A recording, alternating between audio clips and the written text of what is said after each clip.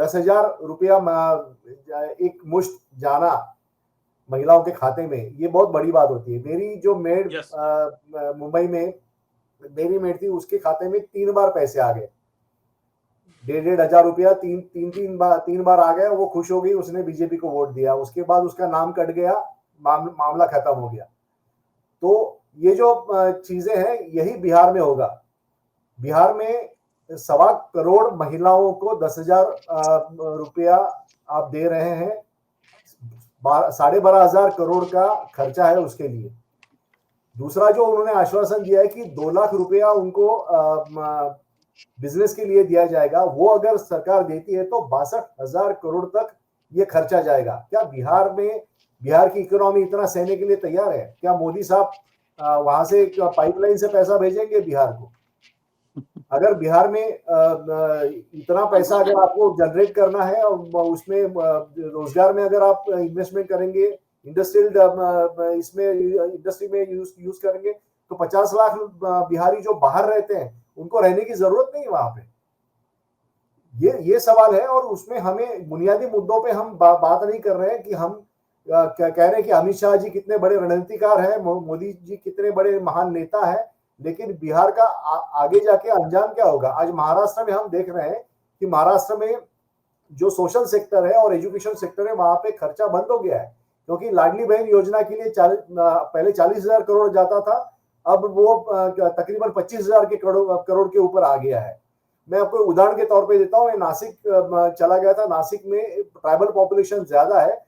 Tribal महिलाओं को जब वो प्रेगनेंसी के लिए सरकारी अस्पताल में भर्ती होती है, तो उनको सरकार की तरफ से खाना दिया जाता है, और उनके साथ एक अटेंडेंट होता है, उसको भी खाना दिया जाता है। ये खाना देने का खर्चा बंद किया है सरकार ने। इससे क्या होगा?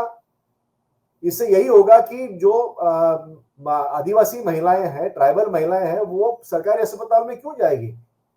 वो अपने घर में ही रहेगी, और जैसे तैसे जो भी प्रेगनेंसी होगी और बाद में जो इन्फेंट डेथ जो हम कहते हैं वो हो जाएगी। तो जो लाडली बहन योजना है, उससे उस आदिवासी महिला को क्या फायदा मिला? कुछ नहीं मिला। लेकिन बीजेपी और शिवसेना जो है, उनकी एनसीपी जो पार्टी है, उनकी तो सत्ता आ गई, उनके तो बल्ले बल्ले हो रहे हैं। लेकिन महिलाओं को और ये जो गरीब तबके की जो लोग हैं, वहां पे जो खर्चा होना चाहिए सोशल सेक्टर में, एजुकेशन सेक्टर में, वो नहीं हो रहा है, और यही हाल बिहार में भी हो जाएगा। सुभाष जी, बात ये है ना कि सब लोग पुरानी बातों को बहुत जल्दी भूल जाते हैं। एक कहीं अगर किसी नेता की हत्या होती है तो सब लोग उस पर दुख मना रहे होते हैं, और जैसे कोई दूसरा नेता उनका पद लेता है जिनकी हत्या हुई है, तो उसके जश्न में लग जाते हैं। भूल जाते हैं कि नेता की हत्या हुई है, उसके बाद उसी वजह से जो नए नेताजी हमारे इस पद पर आए हैं, उनका जश्न मनना शुरू हो जाता है। तो ये लोग बहुत बातें भूल जाते हैं। जब भी कोई पार्टी सत्ता में आती है तो ये सोच के आती है कि जो लास्ट के 5 सालों में लास्ट का 1 साल है या 6 महीने, उसमें हम जो करेंगे वो दिखेगा जनता को। वाकई में सच्चाई भी है कि जनता को सब कुछ उस समय वही दिखता है। हम दिल्ली में भी देखेंगे कि दिल्ली के अंदर जब चुनाव हुआ था अभी विधानसभा का, जिसमें रेखा गुप्ता जो है मुख्यमंत्री बनी है, तो उसके अंदर उन्होंने कहा कि महिलाओं को हम इतनी राशि देंगे, बुजुर्गों को हम इतनी राशि देंगे, और जब बनने के बाद महिलाओं को कुछ नहीं मिला। अब महिलाएं रो रही हैं, चर्चा करती हैं। अब जब करते रहे 5 साल तो बचे ना, 5 साल के अंदर जब 4.5 साल पूरे हो जाएंगे, उसके बाद नई बात कुछ कर देंगे, तो सभी को वही ध्यान रहेगा कि एक नेता का हत्या हुई, दुख हुआ, दुख होते ही शाम को उस नेता के पद पे जो एक नया नेता को बनाना पड़ता है, तो उसका जश्न बन जाता है, लोग दुख को भूल जाते हैं। ये सच्चाई है। तो सर, ऐसी स्थिति के अंदर कि क्या जीडीपी होगी, कहां से पैसा सरकार के पास आएगा, कहां से नहीं आएगा, ये तो बात सच है ना कि इस समय जो 10,000 रुपए महिलाओं के खाते में गए, और उनके मोबाइल पे मैसेज भी चलते थे कि अगर दूसरी पार्टी आ गई तो 10,000 रुपए वापस ले लेगी। उसके अलावा इन महिलाओं को ये भी था कि अगर यही पार्टी रहती है जिसने हमें 10,000 रुपए दिए तो आगे भी मिलेंगे। तो सर, ये एक गरीब महिलाओं के लिए कह लीजिए, क्या सर, मध्यम वर्ग के परिवार, उनके लिए भी कह लीजिए, इवन जो पैसे वाले लोग हैं, किसी के पास अगर चला जाए पैसा किसी को बुरा नहीं लगता सर। तो 10,000, मेरा तो अपना मानना है कि सर जो 10,000 रुपए महिलाओं के खाते में गए हैं, इसने भाजपा के लिए, नीतीश कुमार के लिए, नीतीश जी के लिए रामबाण का काम करा है। मैं तो अपना ये मानना है सर। नहीं, वो सही है। और दूसरा, मान लीजिए ना कि एक परिवार में अगर 3 महिलाएं होती है, तो 3 महिला होती है, तो आपके घर में एक मुश्त आपको 30,000 रुपए मिलते हैं। तो जहां हमारे महाराष्ट्र में क्या बाकी सारे राज्यों में भी यही होता है कि जब चुनाव होते हैं उसके अगले दिन एक लिफाफा आपके घर में पहुंच जाता है और उसमें जो पैसे होते हैं उसमें वो नेता कहता है कि भैया ये हमारी तरफ से है और हमारा नाम याद रखना। तो ये जो नाम याद रखने वाली जो बात है वो अगर 1000-1500 में एक पूरे फैमिली का अगर वो वोट वो नेता खरीदना चाहता है तो मोदी जी ने तो 10,000 देके खरीदा है, और वो भी एक महिला के लिए। बाकी 2-3 महिला होंगे तो 30,000 होगा। लेकिन बिहार की जो इकोनॉमी पे उसका असर कितना पड़ेगा, केंद्र सरकार के पास उतना पैसा है या नहीं है। 4 लाख करोड़ का कर्ज है बिहार पे आज की तारीख में, उस कर्जे का क्या होगा। ये सारे जो मुद्दे हैं इसके बारे में ना कोई बात कर रहा है, ना कोई आगे जाके मुझे लगता है कि मोदी साहब और अमित शाह साहब भी इसके बारे में कोई बात नहीं करेंगे। तो जाहिर है कि ये जनता को सोचना पड़ेगा, और जनता इसके बारे में नहीं सोचेगी। वो सिर्फ अपनी आज का जो दिन है वो अब निकल रहा है, इतना वो विश्वास उन्होंने रखा है और उन्होंने वोट दे दिया है। तो जो महाराष्ट्र में हुआ था कि पार्टियां 50 के अंदर ही सीमित रह गई, वही माहौल हमें यहाँ पे बिहार में भी दिख रहा है। जी विनीता जी, सुभाष जी हमारे साथ जुड़ गए हैं। जी सुभाष जी, मुझे एक बात आपसे ये पूछनी है कि आप मतलब क्या चेंज ओवर इसमें देख रहे हैं, कि जिस तरह से एकनाथ शिंदे को पीछे किया था ठीक उसी तर्ज पर अब जेडीयू की बारी है, मतलब नीतीश कुमार की। तो ये तो बिल्कुल क्लियर हो चुका है कि बीजेपी का एक मोटिस ऑपरेंडी है, और क्यों नहीं होनी चाहिए। कोई भी पार्टी अपने आप को आगे बढ़ाना चाहेगी, अपने अलायंस को पीछे रखना चाहेगी, है ना। तो ऐसी परिस्थिति में तो अलायंस को सोचना होता है कि मुझे इस अलायंस करना है कि नहीं। ये चर्चा होती रही कि बीजेपी जो है वो अपने साथ लोगों को जोड़ती है और एक तरह से उनको खत्म कर देती है एक तरह से, और उनको मालूम है कि हम कंपटीशन में तो जीत रहे हैं। आप अपने अलायंस को कब खत्म करेंगे बाजू खड़े वाले को, जब आपको पता है कि सामने वाले से तो मैं जीत ही रहा हूँ। तो ऐसी परिस्थिति यहाँ पर पैदा हो जाती है। तो मैं आपसे संक्षिप्त में चाहती हूँ, शिवाजी भी हमारे साथ जुड़ गए हैं, तो सर से भी मैं बिहार चुनाव को लेकर के सवाल करते हुए चलना चाहती हूँ। अगर आप इजाजत दे तो एक बार उनसे पूछ लो, कुछ टेक्निकल इशू आ रहा था तो ही also is waiting for long. तो शिवाजी, मैं आपसे ये सवाल शिवाजी राम से महाराष्ट्र का बहुत गहरा संबंध है, इसलिए आप पूछ सकती हैं। मैं बिहार का शिवाजी हूँ। जी कोई भी हो चलेगा। बिल्कुल। तो सवाल महाराष्ट्र और बिहार दोनों। हाँ, आप हमारे भी शिवाजी है। नहीं अभी सवाल बिहार और महाराष्ट्र का ही क्योंकि हो रहा था, तो मैं जो सवाल पूछ रही थी अभी सुभाष जी से, ये भी बड़ा एक इम्पोर्टेंट क्वेश्चन है कि अब आपको लग रहा है कि जेडीयू खत्म होने की तरफ जा रही है धीरे धीरे आगे। मतलब I am not saying this is too early to say finish, but yes, थोड़ा थोड़ा एक स्टार्ट यहाँ पर डाउन शुरू हो गया है। नहीं, जेडीयू तो बेहतर कंडीशन में। आरजेडी के बारे में बोल रही हैं आप, लगता है? नहीं, देखिए मैं अलायंस के तौर पर कह रही हूँ। अभी चिराग पासवान को भी बेटर सीट्स मिली है, बीजेपी बेटर सीट्स में चली गई है। जेडीयू ने भले ही पहले से अपनी स्थिति को बेहतर करने की कोशिश की हो, लेकिन एक अलायंस के तौर पर कितना टिकेंगे आप। एकनाथ शिंदे का मैंने जिक्र किया, जैसे वो भी एक बहुत अच्छी पोजीशन पर थे, लेकिन कितना टाइम लगा एकनाथ शिंदे को पीछे आने में। नहीं, उस बिहार में अगर आप देखिएगा कि नीतीश कुमार को माइनस नीतीश कुमार अभी पार्टी को लीड कर रहे हैं, चला रहे हैं, तो नीतीश कुमार के बगैर तो अभी इस पार्टी के बारे में भी कुछ सोचना ये है।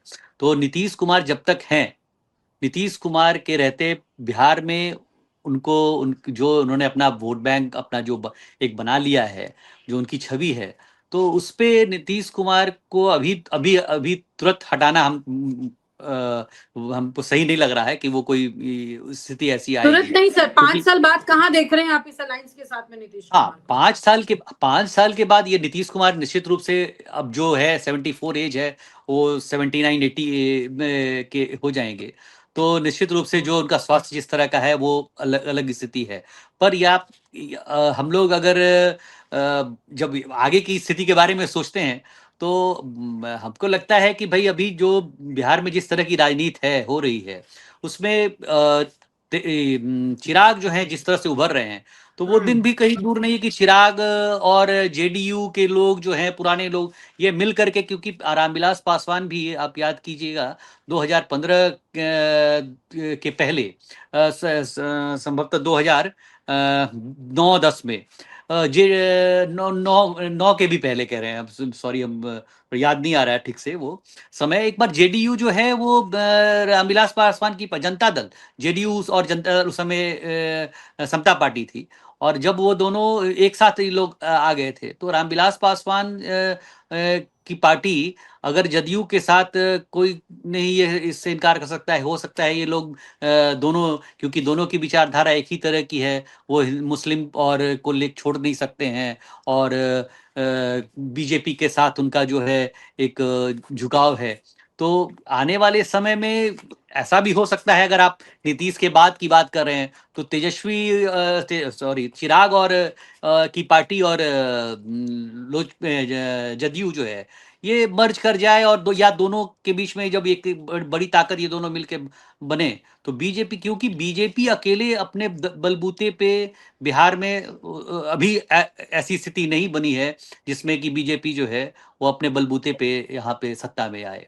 तो वैसी स्थिति में, क्योंकि यहाँ बिहार में जो है वो कास्ट के आधार पे वोट अभी भी पड़ा है, हर बार पिछली बार भी पड़ा था और कई बार, मगर आप अब इस बार के रिजल्ट को लेकर के अगर देखें, तो हम लोग को जैसे उससे आप देखिएगा कि ये लोग जिस तरह से एनडीए के जो घटक हैं, जो दल हैं, सब एकजुट होकर के लड़े, और जिसका परिणाम है कि इनका इनका इस बार जो रिजल्ट है वो इस तरह से आ रहा है। आपने कहा वो क्योंकि एकजुट होकर लड़े, तो महागठबंधन की एकजुटता में कमी रह गई। बिल्कुल, महागठबंधन की एकजुटता में भी कमी थी, और दूसरा है कि जिस आप ये अगर इसको सही ढंग से अगर देखें हम लोग, जिस परिप्रेक्ष्य में मैं इसको देख रहा हूं, मुझे लगता है कि आरजेडी का जो वोट बेस वोट है वो है यादव और मुसलमान था, और वो आज भी उनके साथ ही लग रहा है। कुछ मुसलमान का वोट अभी छिटका है, एएम की तरफ चला गया है, ओवैसी जी की पार्टी की तरफ, मगर आप देखिएगा कि कांग्रेस जो है उसी वोट को अपना, उसी नाव पे कांग्रेस भी सवार हो गई, जबकि कांग्रेस की जो का वोट जो आधार वोट जो था यहाँ पे, वो पहले सवर्ण, दलित, ब्राह्मण, ये सारे, मतलब ये मिलकर के लोग एक अलग अपना बनाते थे, और उसके साथ आरजेडी के का जो एमवाई था वो मिलकर के एक अच्छा कॉम्बिनेशन हो सकता था। पर राहुल गांधी जिस तरह से पिछले दिनों जो लालू यादव के आवास पर जो मीट बनाए, जो मटन का जो वो जो रेसिपी जो सीखे, वो उसमें उनको लगा कि अब जो है वो अचानक वो जो है वो पिछड़ों की राजनीति, जो कि उस राजनीति में संभवतः मैं समझता हूं कि कांग्रेस के लिए वो जो सबकी पार्टी बन सब समाज की पार्टी थी, वो अब अगर वो लालू यादव के विचारधारा वाली पार्टी बन जाए और उसको वो वोट बैंक उसमें तलाशने लगे, तो अपना वोट बैंक जो है वो उसका विस्तार नहीं कर पा रही थी कांग्रेस, और इसके कारण वो कांग्रेस फिर देखिए आपको जो है उसका वोट बैंक वोट जो है वो सिकुड़ता गया, और वो 4 या 5 सीट मैक्सिमम पे दिख रही है। तो इस तरह से कांग्रेस जो है अपना वो वोट जो है, अपना जो उनका वोट था वो आरजेडी को की तरफ नहीं शिफ्ट करा पाई, और इसके कारण जो है जो आरजेडी का वोट बैंक है उसी पर ये सारे लोग अपनी राजनीति कर रहे हैं।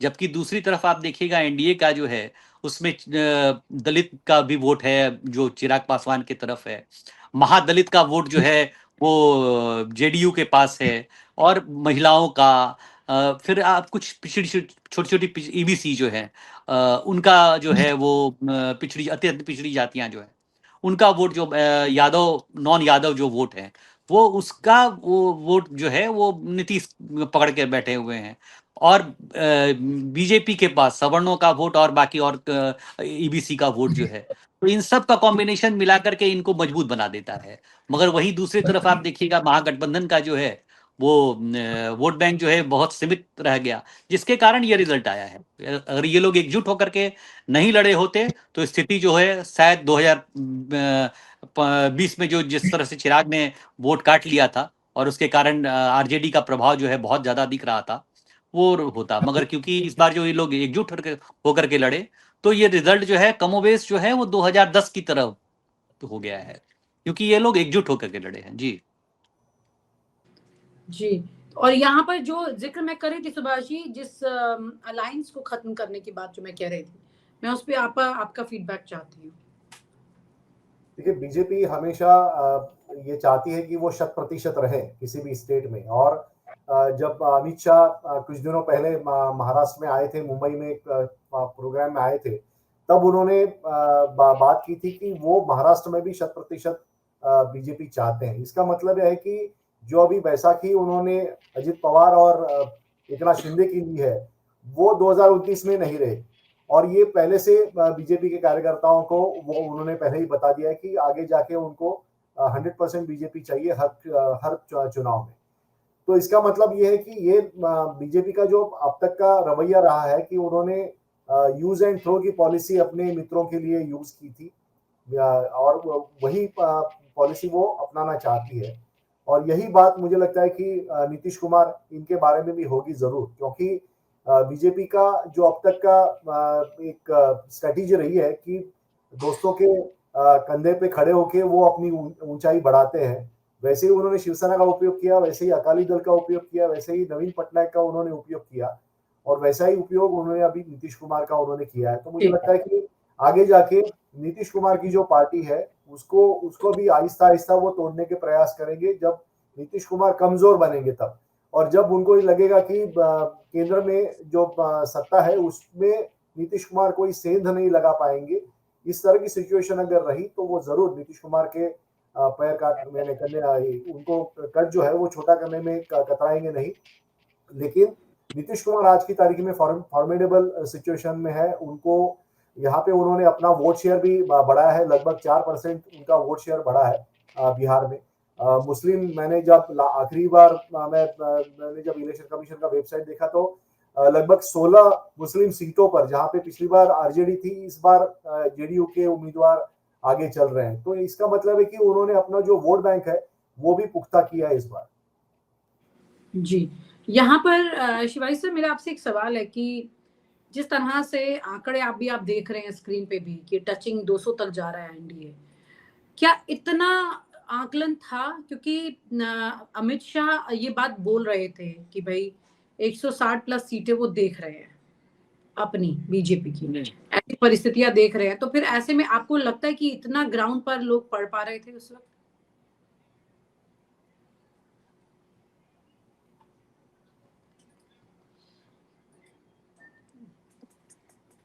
जी हाँ जी, नहीं बिल्कुल, ये जो स्थिति थी वो कमोबेश आप देखिएगा कि 2010 वाली स्थिति थी। इसलिए ये मैं बोल रहा हूँ कि 2010 में लोग जो हैं ये सब मिल करके लड़े। पिछले चुनाव में भी आप अगर मतलब मैं उस चीज को रिपीट कर रहा हूँ कि आप देखिएगा आरजेडी जो है अपना वोट बैंक जो है वो बहुत अपना विस्तार जो है लोग नहीं कर पाई। लोकसभा चुनाव में एक कोशिश थी कि कुशवाहा जाति के को तोड़ करके कुर्मी कुशवाहा का जो वोट था जो नीतीश कुमार के साथ रहता था उसको तोड़ने की कोशिश की, और उसके कारण कुछ कामयाबी मिली और उनको सफलता भी मिली, उसमें सीट हासिल किया, कई जगह पे बीजेपी और के उम्मीदवार को हरा दिया और जेडीयू को। पर अब जो है वो क्योंकि इनका जो आप चिराग पासवान और रालोसपा जो है उपेंद्र कुशवाहा की पार्टी, इन लोगों के सब एकजुट होने के कारण इनका जो वोट बैंक है, वोट जो है आप देखिएगा 35-36% जो है वो हमेशा लालू प्रसाद यादव की पार्टी का वो उतना वोट उनको हमेशा रहा है। अभी भी बहुत ज्यादा अंतर नहीं आएगा, पर क्योंकि ये लोग जब एकजुट हो जाते हैं जब तो वोट जो है बंटता नहीं है, और वोट नहीं बंटने का लाभ जो है इनको मिला है। तो इसलिए जब वो हम लोगों को ये लग ही रहा था कि जो है अगर ये लोग एक साथ मिल करके इस बार जो इन लोगों ने चुनाव लड़ा एनडीए ने, तो आप पहली बार ऐसा था कि बीजेपी के पोस्टर पर नीतीश कुमार और जेडीयू के पोस्टर पे या जेडीयू के कार्यालय में जो है वो नरेंद्र मोदी की तस्वीर लगाई गई थी। और इतना ही नहीं, ग्राउंड पे भी लोगों ने बहुत काम किया और सब जगह एकजुट होकर के जो है पांचों पार्टी के जो नेता हैं वो सभा कर रहे थे। मगर दूसरी ओर जो है वो महागठबंधन के लोग अलग अलग, एक तेजस्वी के इर्द गिर्द ही सारा कुछ था और वही लोग लीड कर रहे थे।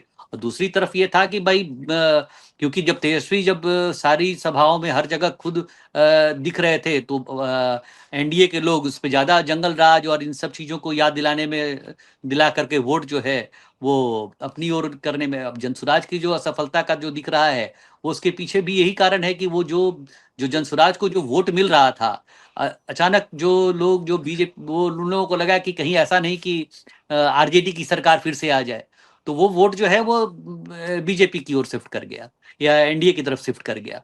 तो इस कारण से जो है वो इस तरह का रिजल्ट हम लोग को लग रहा था। मगर अगर जनसुराज अगर कुछ वोट काटता तो फिर जो है स्थिति कुछ और होती, मगर क्योंकि वोट बटा नहीं और लोगों को लगा कि एक डर जो था वो आरजेडी को लेकर के एक है कि वो जो जंगल राज का जो भय है वो, और कुछ कारणों से कुछ चीजों में इधर दिखा भी, जो एग्रेशन दिख रहा था उन लोगों का कि सरकार बनने दीजिए, कई बयान भी आया ऐसे। तो उसके बाद जो है वो जो अति पिछड़ी जातियां और जो गांव में जो वोट था वो जो है पूरी तरह से फिर एक बार दोबारा जो है वो एनडीए की तरफ शिफ्ट कर गया। तो इसलिए इसको ये क्या है कि बीमार नीतीश जो है वो फिर भी जेडीयू में ठीक ठाक चुनाव लड़ लिए और तेजस्वी उस लेवल पे नहीं लड़ पाए, तो इसके पीछे एक रीजन क्या है? जैसे कि अभी थोड़ी देर पहले बात हो रही थी, चर्चा में कहा गया कि चिराग की सीटें नहीं है, ये चंदन जैसे बता रहे थे ये मोदी की सीटें है, तो क्या जेडीयू की सीटें नहीं है? क्या उसके पीछे भी वो फैक्टर देखा जाएगा? नहीं वो अगर वो यही तो ये जो जिस तरह का प्रचार में सोशल मीडिया पे जिस तरह से दिखाया चला कि नीतीश कुमार जो है वो ठीक है, उनके पास जो है वो पहले की तरह नहीं है, कहीं कहीं कभी कभी वो लगता है कि ऑफ हो जाते हैं, मगर उसके बावजूद वो जितनी सभा वो किए, लगभग करीब 180 से अधिक सभा वो किए और करीब 1400 घंटा जो है वो, और एक दिन तो जब मौसम खराब था वैसे समय में जब सब नेता अपने घरों से ही वीडियो के मोबाइल के जरिए सभा को संबोधित कर रहे थे, तो नीतीश कुमार उस समय सड़क पर उतर करके जनता के बीच में घूम रहे थे। तो वो ये इस चीज को वो तोड़ने में रहे कि भाई मेरा स्वास्थ्य जो है वो ठीक है और हम काम अभी भी कर सकते हैं और काम करेंगे, तो एक भरोसा। दूसरा, यहाँ के लोगों को नीतीश कुमार के काम को लोग अपनी आंखों के सामने से देख रहे हैं। कोई वादा कर रहा है कि क्या करेंगे, ठीक है वो अभी बहुत कुछ नहीं कर सके हैं, जैसे हम लोग को फीडबैक मिलता है, तो वो लोग कहते हैं कि भाई आप देखिए जो काम वो किए हैं वो पहले कहाँ हुआ था, पहले इसकी जरूरत ही नहीं समझी गई थी। तो जो विकास किया है भाई उसको जो है उसकी मजबूरी। जो भी महेश जी ने भी मुझसे पूछा था ये सवाल कि अब अगर सबसे बड़ी पार्टी बिहार में बीजेपी है तो ऐसी परिस्थिति में मुख्यमंत्री किसका होगा? क्या बीजेपी पीछे पलट सकती है? नहीं, अभी तो तुरंत तो ऐसा लगता नहीं है, क्योंकि वो उनको ये एहसास जो है चुनाव प्रचार के दौरान ही ये हो गया था कि नीतीश कुमार को साइडलाइन कर करके यहाँ पे हम लोग जो है जीत नहीं सकते हैं। तो इस कारण से इन लोगों ने बार बार ये, जबकि उधर से कोशिश होती रही कि भाई इनको घोषित नहीं किया है, मगर इन लोगों ने कहा कि मुख्यमंत्री पद के लिए कोई वैकेंसी नहीं है, नीतीश कुमार ही बन, तो ये लगातार इन लोगों ने ये मैसेज दिया कि नीतीश कुमार ही फिर से मुख्यमंत्री बनेंगे। बहुत क्लियर बोल दिया था, हाँ बिल्कुल क्लियर मैसेज दिया था, लेकिन तो ये क्लियर मैसेज तब अलग परिस्थिति थी, आज परिस्थिति अलग है।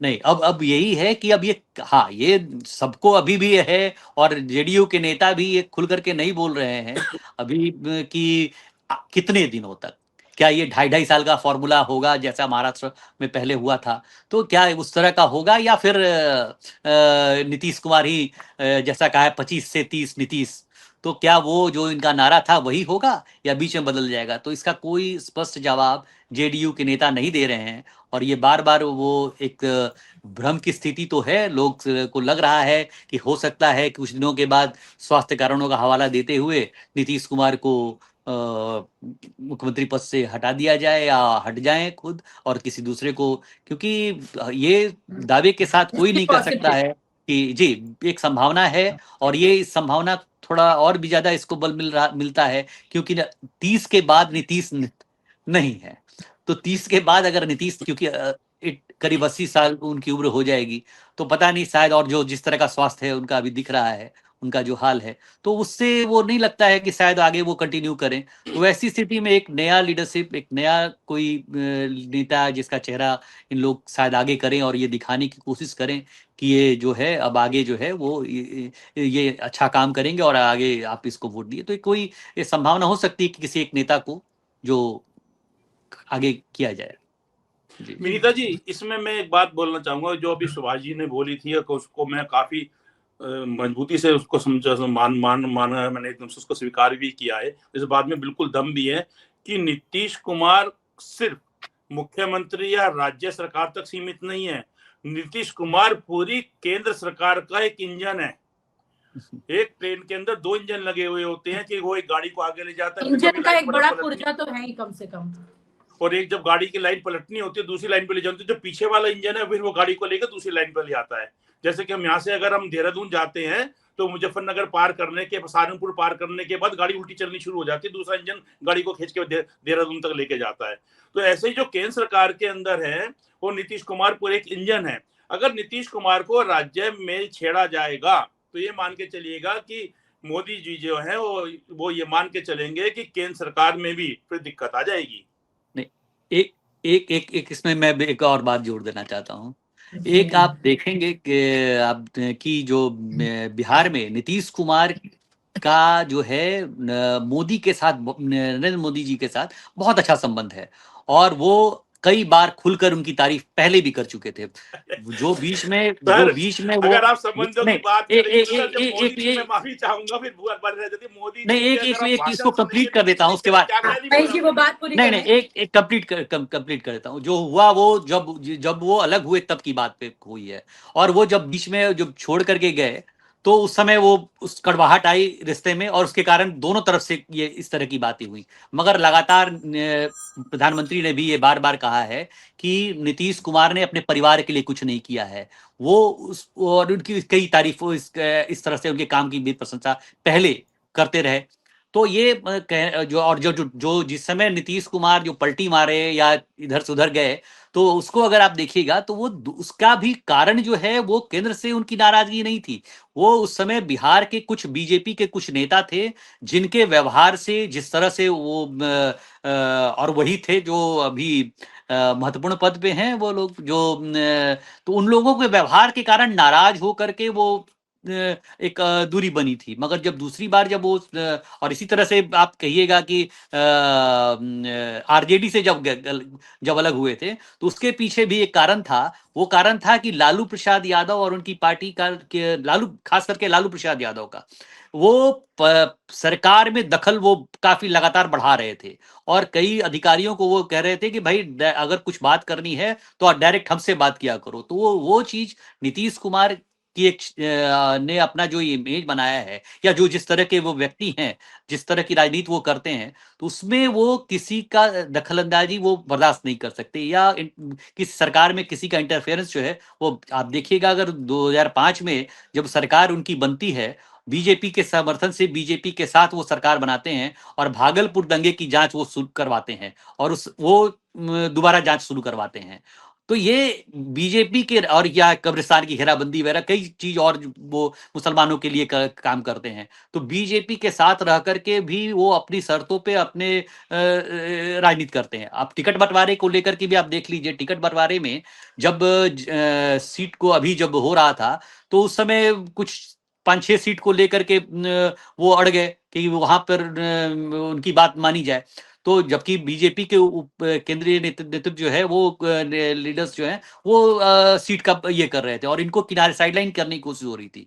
पर नीतीश ने एलजेपी के खिलाफ कुछ कैंडिडेट दे करके ये बता दिया कि भाई आप ऐसा नहीं कर सकते हैं, और अंत में बीजेपी और एलजेपी सबको झुकना पड़ा, और जो जैसा नीतीश ने चाहा वैसा हुआ। तो नीतीश कुमार के साथ वो जो है वो और ऊपर के केंद्रीय नेतृत्व के साथ जो है बीजेपी के एक अच्छा समन्वय वो बना के रखे हुए हैं, और उनकी एक वो दिखते हैं हम लोग जो दिखता है वो बहुत ही वो अपने काम के बदौलत एक सम्मान पाया है। तो इसको जो है उस इग्नोर नहीं किया जा सकता इस चीजों को। जी इसलिए वो गड़बड़ रिश्ते में जो कड़वाहट जो वाली बात है ना, वो अगर बीजेपी के छोटे लीडर्स जो यहाँ पे जो स्टेट के लीडर्स हैं, जब तक वहां से कोई गड़बड़ी नहीं होगी तो ऊपर अभी संभावना दिख नहीं रही है वो। यानी कि अभी नीतीश कुमार और मोदी जी का अलायंस जो है वो बिल्कुल इंटैक्ट है, ठीक है, और कुछ अभी बिल्कुल। दिक्कतें हैं नहीं उसमें। और अभी तो वैसे भी सिचुएशन बिल्कुल चेंज हो गई है। आज आरजेडी के जो नंबर्स हैं, उन नंबर्स को देखने के बाद तो नीतीश कुमार उस गली में भी नहीं जाने वाले हैं, बहुत साफ सी बात है।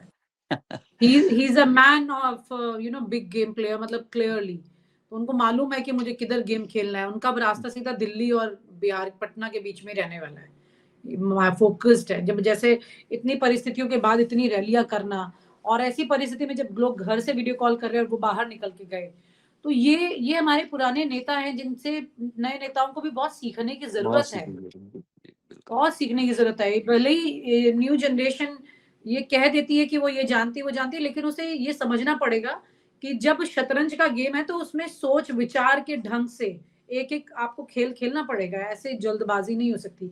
लेकिन सवाल ये है यहाँ पर एक बड़ा, कि अभी की जो परिस्थितियां हैं, ये बिहार चुनाव में जिस तरह से एसआईआर का मुद्दा राहुल गांधी ने वोट चोरी के बाद का जिक्र किया, तो क्या ये लोगों तक नहीं पहुंच पाया उतना सिंसियरली, सीरियसली? लोगों ने राहुल गांधी को सीरियसली लिया इस मैटर पे कि नहीं? नहीं, सही बात है कि क्योंकि राहुल जिस तरह से बात कर रहे हैं, कई लोग आपको उसको उसको बहुत लोग गंभीरता से अब नहीं ले रहे हैं, सच्चाई ये है। और Oh my God. हाँ, बिल्कुल वो कुछ कारण है जिसमें कई बार अब जो नाम कटता है, और वही नाम अगर वो वाले लोग आकर के बोल दे कि नहीं मेरा नाम जो है वो नहीं कटा है और जुड़ा हुआ है, जैसे गया वगैरह में कुछ कुछ जगहों पे हुआ था, तो उसके बाद उनकी बात को की गंभीरता नहीं रहती है। तो और ये ऐसा या आप अगर नाम जिनका कटा है, आप देखेंगे कि आप सच्चाई है कि हर बार कई बार वोट देने नहीं जाइएगा, 2-3 बार अगर आप वोट देने नहीं जाते हैं तो नाम ऑटोमेटिक कट जाता है। ऐसा पहले भी कई बार हुआ है, हमारे परिवार में भी कई लोगों का नाम कट जाता है, क्योंकि वो दूसरे जगह पे रहते थे और उनका वोट नाम कट गया। अब वो अगर कोई नाम कटा तो उनको मौका दिया गया कि भाई आप अपना नाम जुड़वा लीजिए। तो नाम अगर वो नहीं जुड़वा रहे हैं, वो अपने अपने मताधिकार के प्रति वो जागरूक नहीं है और वो नहीं करते हैं, तो फिर उनकी गलती है वो। तो बड़ी बात ये ऐसा भी नहीं है है, एक परसेंटेज रेशियो का भी डिफरेंस है। 7.5 करोड़ के आसपास की जो जनता है बिहार में, जो वोट करने के लिए जिन्होंने आना है, अब उसमें कितने लोग को आपने टारगेट किया कि एग्जैक्टली आपके साथ कितने लोग ऐसे जो पर्सनली रिलेट कर पा रहे थे कि मेरा हुआ? क्योंकि 60 लाख के आसपास की बात का जिक्र हो रहा था उस वक्त। 68 के रहते हैं। 68। बिल्कुल, तो अब हाँ, हाँ, उसमें काफी लोग वो थे जो जिनकी डेथ हो चुकी थी, जो बिल्कुल। और पर्सनल जब वो रिलेट करते हैं हर सीट पर, हर एक बूथ पर, तब लोग में माउथ स्प्रेडिंग बहुत होती है, लेकिन क्या उतना नहीं कनेक्ट कर पाए? नहीं, वही वही ना, अगर ऐसा होता, अगर 68 लाख कोई छोटा फिगर तो है नहीं। लोग आके सड़क पर कहते कि भाई मेरा ये हो गया, काट दिया गया, जब मेरा जबरन काट दिया गया। तो इस तरह की कोई बात छिटपुट एक आध घटना निश्चित रूप से बहुत लोग होता है, और ये कोई पहली बार इस तरह की गलती नहीं हुई है। आप अगर हम लोग तो काफी दिनों से देख रहे हैं भाई, कई बार इलेक्शन में जो है कुछ लोगों का नाम कट जाता है, या कई लोगों को मृत घोषित कर दिया गया है, उसके उनका। तो ये कोई पहली बार ऐसा नहीं हुआ है कि ऐसा होता है। जो इन चीजों को देख रहे हैं, देखते हैं, हम लोग तो काफी दिनों से इन चीजों को देख रहे हैं, तो लगातार तो कटता है, नाम कट जाता है। फिर नाम अगर फिर जो आप कोशिश करते हैं, जो प्रक्रिया है उसका पालन करके अपना नाम जुड़वाते हैं लोग।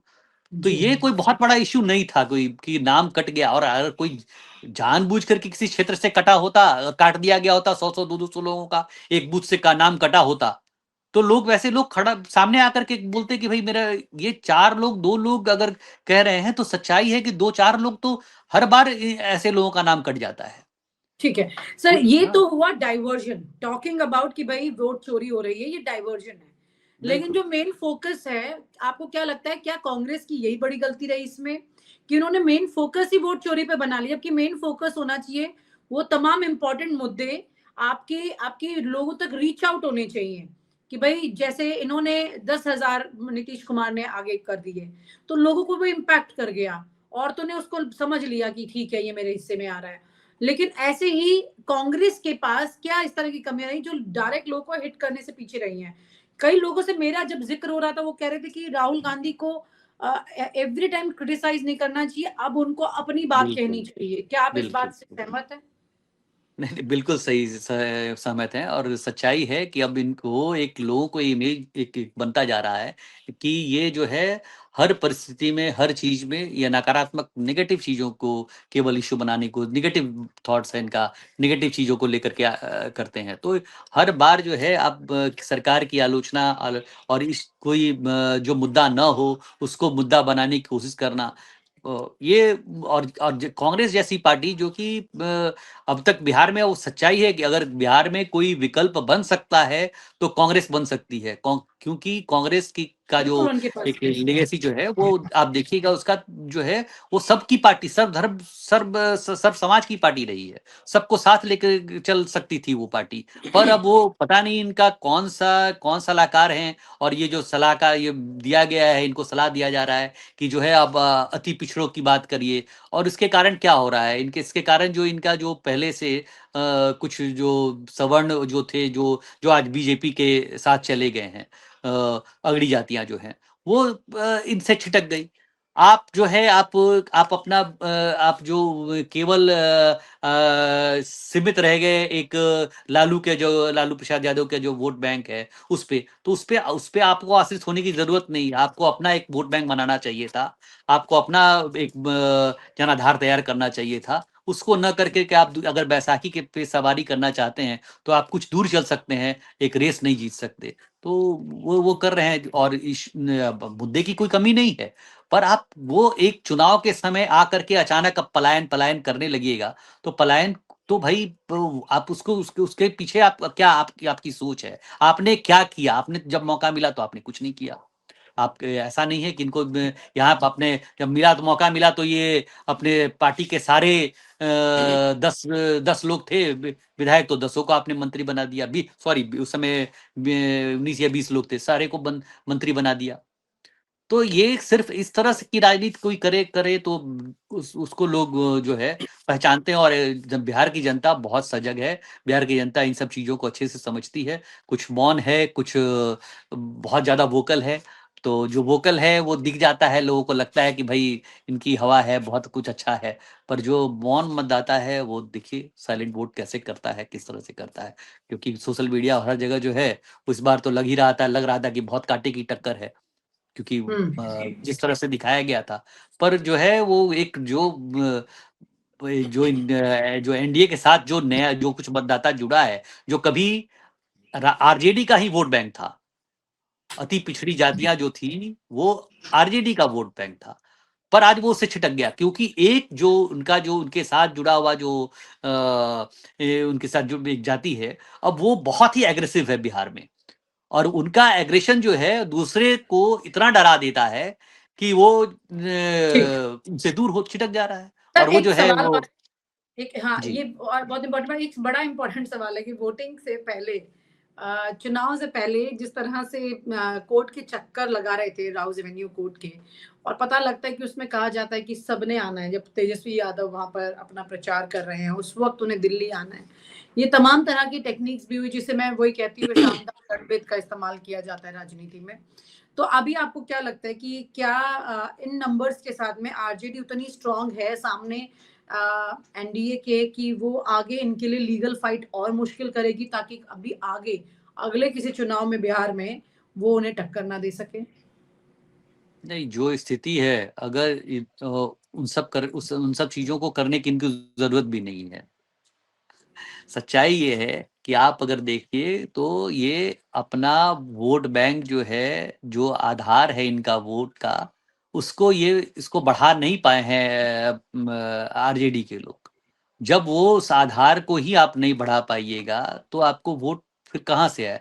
और ये विश्वास तो आप जो इनके वोटर हैं वो अपने अपने आप में अगर नहीं झांकेंगे, जिस तरह से वो एग्रेशन दिखाते हैं, जिस तरह का भय वो खड़ा करते हैं समाज में, तो दूसरी जातियां जो दूसरे लोग हैं जो वो उस समय तो मौन रह जाएंगे, पर वोट करने के समय आपको वोट न करके दूसरी तरफ वोट करेंगे। तो ये सबसे बड़ा कारण, कोई बाकी चीजों को करने की जरूरत नहीं है। और उन सब चीजों से को जनता बहुत अच्छी तरह से समझती है, जो भी हथकंडे अपनाए जाएं। अगर किसी के खिलाफ अगर बेवजह का फंसाने की कोशिश हो रही है या बेवजह का कुछ किया जाएगा, तो उस चीज को भी लोग समझता है। लोग की समझ है, इतनी समझ है कि किसको कैसे फंसाया जा रहा है। मगर दूसरी तरफ अगर आपके पास कोई प्रमाण है, जो कि जमीन घोटाले वाली बात जहां तक है, तो उस जमीन जो नौकरी के बदले जमीन वाली बात है, तो उसमें तो अगर जो एविडेंस जिस तरह का जो मिल है अभी तक जो आया है सामने, उसको कोई इनकार भी नहीं कर सकता। तो वो चीज दिखता है। अब कितना वो कोर्ट में क्या होगा वो अलग बात है, पर लोगों के मन में है कि इन्होंने ये सब तो गड़बड़ी। मगर ये भी दूसरी तरफ ये लगता है कि ये केवल ये पकड़े गए हैं, बाकी लोग तो इससे ज्यादा कर रहे होंगे या करते हैं मगर पकड़े नहीं जा रहे हैं। तो ये इसलिए इन सब चीजों का बहुत महत्व नहीं रहता है। महत्व यहाँ पे वो अगर वोट का अगर बेस जो इनका जो है, अंत में जाके बिहार में देखिए तो जाति के आधार पर ही वोट हो रहा है हुआ है। तो उसको अगर देखें तो आपके पास केवल एम और वाई, मतलब मुस्लिम और यादव, ये आपका मेन। और आज भी देखिए वो कमोबेश इनके साथ ही रहा है। बहुत कम छिटपुट अगर आप देखिएगा कहीं कुछ सीट पे हो जाए तो अलग बात है, मगर वो पूरी तरह से इनके साथ है। मगर इसके बाद अन्य जो जातियां हैं वो उसको ये इस बार जोड़ने में वो कामयाब नहीं हुए। और इस दूसरी तरफ जो है वो एनडीए जो है उसको एकजुट करने में कामयाब हो गया। तो ये इसके कारण ये रिजल्ट इस तरह का आ रहा है। वो बाकी और कोई मुद्दा हम मुझे नहीं लगता है कि 10,000 देने से बहुत ज्यादा हो गया लाभ। और ये सब 10,000 वाली बात जो है वो क्योंकि अभी तुरंत चुनाव के पहले था तो ठीक है लग रहा है। वो उससे उस एक चीज और, बिजली का जो है 125 यूनिट जो है फ्री कर दिया गया था। तो कई अभी पिछले 4 महीने से बहुत लोगों को जो है घर में बिजली का बिल भी नहीं आया है। तो उससे भी महिलाएं बहुत खुश हैं कि भाई जो है बिजली का बिल हमको नहीं देना पड़ रहा है। तो ये सब चीज तो ठीक है, वो सब चीजों को थोड़ा बहुत ये करता है। मगर जो है अंत में जो है वो जब जाति के आधार पर वोट होता है, यहाँ हो रहा है, तो उस आधार को आप देखिएगा। इसलिए हम जाति के आधार पे बार बार हम ये कह रहे हैं, क्योंकि अभी भी जो वोट का परसेंटेज जो आरजेडी को मिल रहा है या महागठबंधन को मिल रहा है, वो उनका ही वो बेस वोट जो रहा है शुरू से, वो अभी भी उन्हीं के साथ है। तो इसलिए उसमें कोई मतलब किसी तरह का ये नहीं है कि वो छिटका है। वो एकजुट है उनके साथ, मगर और कोई जाति ये जोड़ नहीं पाए, जिसके कारण इनको इस तरह की हार देखनी पड़ रही है आज। जी। मुझे लगता है कि आज चुनाव के परिणाम आने से पहले रुझान काफी हद तक वन साइडेड जिस तरह चल रहे हैं, तो परिणाम क्लैरिटी है। बहुत बहुत शुक्रिया आपका। Thank you so much Mahesh ji, thank you so much Shiva ji.